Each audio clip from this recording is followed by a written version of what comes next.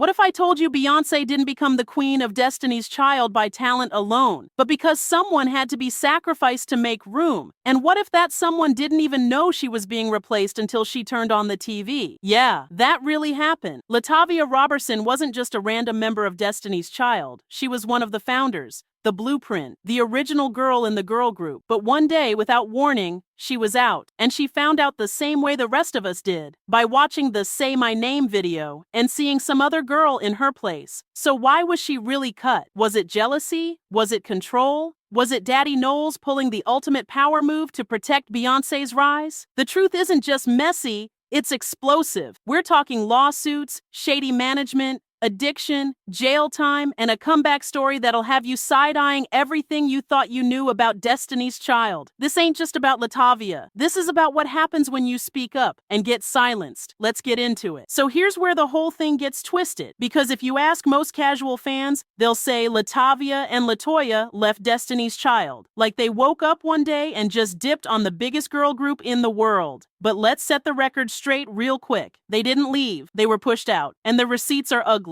At the time, Destiny's Child was blowing up, bills was everywhere. Say My Name was on the radio nonstop, and the group looked unstoppable. But behind the glittery girl power facade, chaos. And at the center of it all, Matthew Knowles, Beyoncé's dad and the group's manager. Now look, Matthew was a businessman first. A lot of folks will tell you he was ruthless when it came to protecting Beyoncé's future. So when LaTavia and LaToya started asking questions, not even outrageous ones, just asking to bring in a separate business manager to make sure everyone was being treated fairly, Matthew saw that as a threat. Let's be clear, they didn't try to fire him. They couldn't even if they wanted to. All they did was say, "Hey, can we have someone double check the money?" And suddenly they were the problem. LaTavia said it herself. She wasn't trying to walk away from the group, she was trying to protect herself from being walked over. But here's where the plot thickens. Instead of a conversation, they were iced out. No warning, no sit down, just silence. And then boom, new girls in the group, no explanation. People thought they quit. The press ran with it, and Matthew, he didn't correct a thing. And just like that, the lie was born. LaTavia Roberson quit Destiny's Child. But nah, she was pushed, and it was cold. Let's not sugarcoat it. LaTavia Roberson got kicked out of Destiny's Child like a bad ex getting replaced in the group chat. No heads up, no goodbye tour, just erased. And the wildest part? She found out the same way we all did, on BET. Picture this. You're chilling at home, watching 106 in Park, excited to see the premiere of your group's new music video, only to see someone else in your spot, singing your part, wearing your hairstyle, doing your choreography. Nah, that's not a breakup. That's an ambush. According to LaTavia, she never got a phone call. No, hey girl, we're making some changes. Just silence. And then, boom. Farrah Franklin and Michelle Williams slide in like nothing ever happened. And don't get it twisted. This wasn't about talent. LaTavia could sing. She could perform. She was there from day one. So why was she the one cut? Because she asked too many questions. Because she wasn't afraid to challenge the system. And in a setup where loyalty meant silence, LaTavia was suddenly a liability. And guess what? That wasn't an accident. It was strategy. Matthew Knowles cleaned house, swapped members, and rebranded the group without ever acknowledging the fallout. Destiny's Child went from 4 to 3, and fans were told, don't worry about it. Except, LaTavia was never just a background girl. She was part of the blueprint. She helped build that dream. And for asking for basic business protection, she was treated like a disposable extra. Let's call it what it was. A calculated move to centralize control and make sure the spotlight stayed exactly where it was supposed to, on Beyoncé. And once you realize that, you start to see everything else differently. Now here's where it gets real. Because getting dropped from a group is one thing, but getting dropped from your entire life, that hits different. LaTavia went from packed arenas, red carpets, and world tours to complete silence. No calls, no backup plan, no closure, just gone. And she didn't just lose a group, she lost her sisters, her best friends, her entire identity. And the media? Oh, they didn't care. They painted her as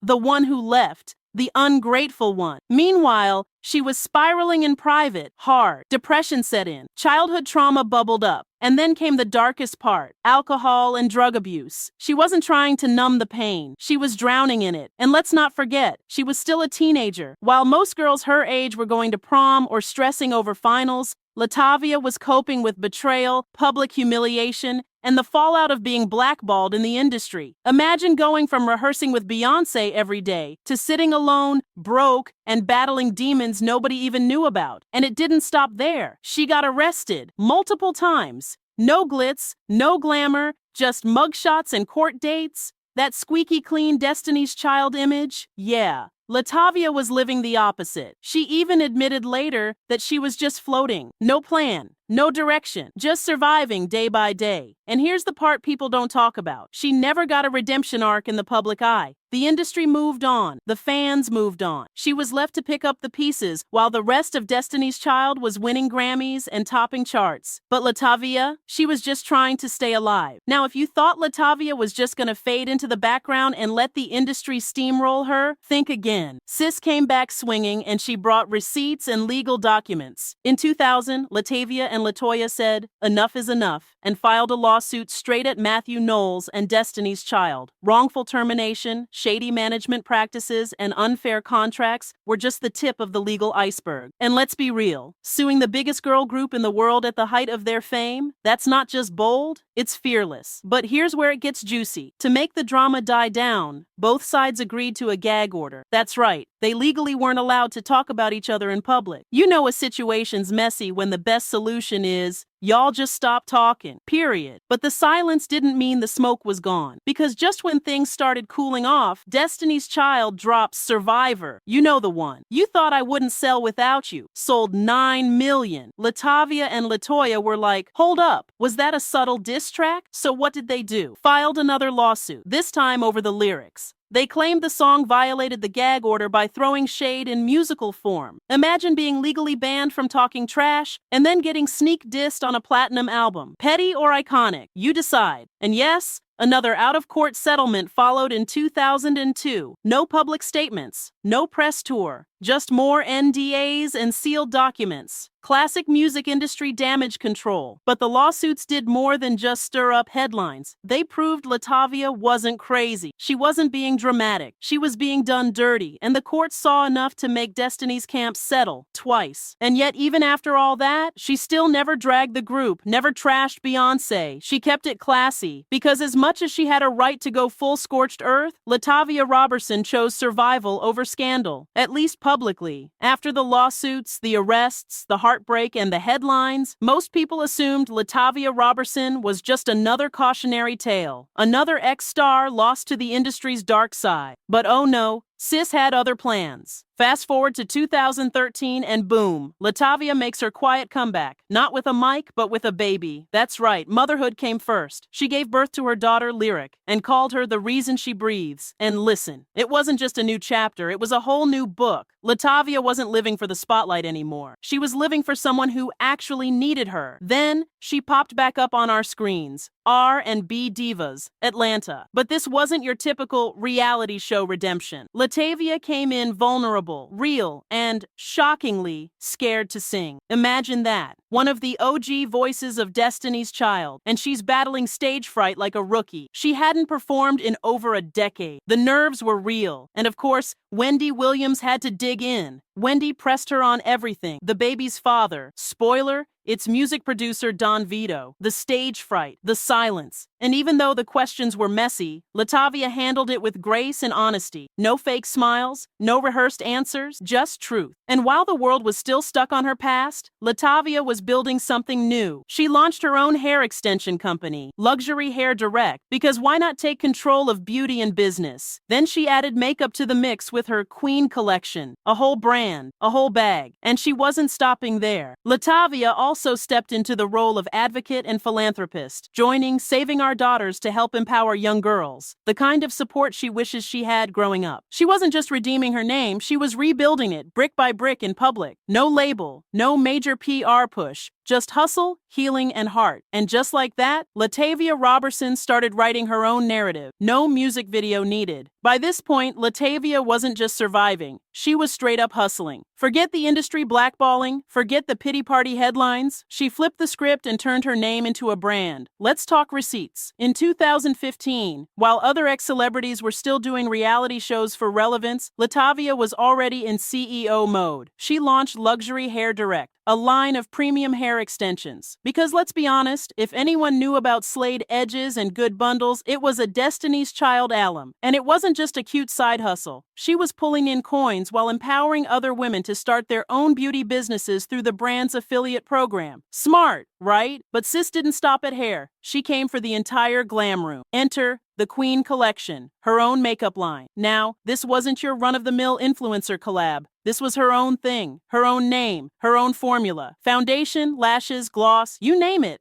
LaTavia was building an empire with glitter and grit. Then came the biggest slay of all, New York Fashion Week. Yes, honey. In February 2024, LaTavia debuted the LMR collection, her very own fashion line. From stage lights to runway lights, she flipped the Destiny's Child narrative on its head and showed the world that her style could still stop traffic. She wasn't wearing someone else's brand. She was the brand. And while she was styling wigs and walking runways, she was also shaping minds. She launched the Leon Foundation, a nonprofit for young girls, focusing on empowerment, mental health, and self-worth. Because after everything she went through, she became the role model she needed back then. Hair, makeup, fashion, philanthropy. At this point, LaTavia wasn't just doing a comeback. She was running a full-blown transformation tour. And the best part? She was doing it all on her terms. No gatekeepers, no approval from the industry that tossed her aside. Just passion, purpose, and a whole lot of boss energy. She didn't just bounce back. She leveled up. Now, if you thought LaTavia's story was all lawsuits and lonely comebacks, you weren't ready for this next twist. Because just when everyone thought the bridges were burned forever, Beyoncé's Renaissance World Tour rolled into Houston in 2023, and guess who was spotted backstage? Yep, LaTavia Roberson. Not just her either. It was a full-on reunion moment. Kelly Rowland, Michelle Williams, LaToya Luckett, even the Queen Bee herself, all under one roof. And no, it wasn't some awkward PR stunt or forced photo op. According to LaTavia, it was genuine. Kids were running around. The girls were catching up. There were hugs, laughs, and actual heart-to-hearts. She even had private one-on-one time with Beyoncé. Let that sink in. After decades of silence, lawsuits, and rumors, LaTavia and Bey finally sat down face-to-face and talked. But wait, it gets better. As they were saying their goodbyes, the whole group formed a circle, held hands, and prayed together. Like some divine full-circle moment straight out of a movie. Imagine that. The original squad, once torn apart by fame, family, and contracts, coming back together not for a performance, but for peace. And now fans are wondering, is this the calm before the comeback? Could we actually see the original Destiny's Child reunite in some way? Even if it's not a stage reunion, just seeing LaTavia embraced again, not erased, is major. For years, she was treated like the girl who got left behind. Now, she's back in the room, back in the circle. And that means something, because in a business that chews people up and spits them out, forgiveness and healing are the ultimate power moves. And LaTavia didn't just survive the industry, she survived her own demons, her past, and the world's assumptions. Backstage with Beyoncé wasn't just a cute moment, it was a quiet confirmation that she's still Destiny's Child too. So here's the real story, not the PR version, not the Wikipedia summary, but the raw truth. LaTavia Roberson didn't fall off. She got pushed off and still found her way back. She was part of one of the most iconic girl groups of all time. Then, suddenly and without warning, she was erased from the spotlight, labeled a problem, and left to battle addiction, depression, legal drama, and a public that forgot she ever existed. And yet, she never folded. She turned her silence into a comeback. She built businesses. She raised her kids. She launched a foundation. She created fashion lines, beauty brands, and told her truth. Without bitterness, without clout chasing, without dragging anyone through the mud. And the craziest part, she still gets painted as the girl who couldn't keep up, when in reality, she's the one who showed the most strength. LaTavia is not just a footnote in Beyoncé's success story. She's a whole chapter that the music industry tried to skip. But the fans remember. The streets remember. And now, so does the world. With a net worth of over $2 million, multiple businesses, a platform of her own, and a growing legacy as a mother, creator, and entrepreneur, LaTavia Roberson isn't just surviving, she's winning. So next time you hear Say My Name, remember, behind every anthem is a story they didn't want you to hear. And LaTavia, she's finally telling hers.